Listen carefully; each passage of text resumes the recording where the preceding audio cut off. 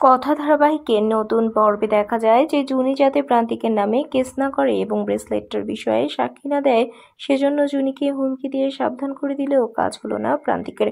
সকল paper sign করে নিয়ে প্রান্তিককে জানিয়ে দিলেও সে ভয় পেয়ে আর বসে থাকবে না। কথা বলে এখনো কিন্তু আইন বলে কিছু আছে, প্রান্তিক বলে, আর সেই আইনের প্রতি সম্মান রেখে আমিও বলছি জুনি কিন্তু আইনত আমার স্ত্রী, আর তোমরা তো গরিব ঘরের মেয়ে, আইন চালনা করতে গেলে টাকা লাগে, তোমরা সেই টাকা কোথায় পাবে শুনি? তাই বলছি আমার সাথে পাঞ্জা লড়তে এসো না, এর ফল কিন্তু ভালো হবে না। আর অপেক্ষা না করে কথা এবার জুনিকে নিয়ে ডিভোর্স লয়ারের চেম্বারে এসেছে। আর কথাও জুনিকে ওই চেম্বারে যাওয়ার আগে তাদের কথাগুলো আড়াল থেকে শুনে মহা খুশি ম্যান্ডি, কেননা ম্যান্ডি মনে করেছে কথা অ্যাবিকে ডিভোর্স দিতেই ডিভোর্স লয়ারের চেম্বারে এসেছে। আনন্দে আর অপেক্ষা না করে মম কফি হাউসে ছুটে এসেছে ম্যান্ডি।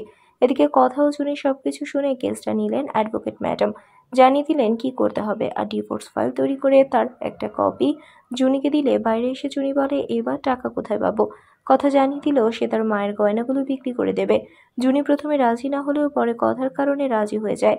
এবার ডিভোর্স ফাইল নিয়ে থানায় এসে প্রান্তিককে সবটা জানানোর পর চলে এসেছে বাড়িতে। প্রান্তিক ওই গারদে বসেই বলে আমার বাবা কিন্তু জয় বিশ্বাস, তাকে তোমরা জানো না, তার কাছে তোমরা তো হাতের ময়লা।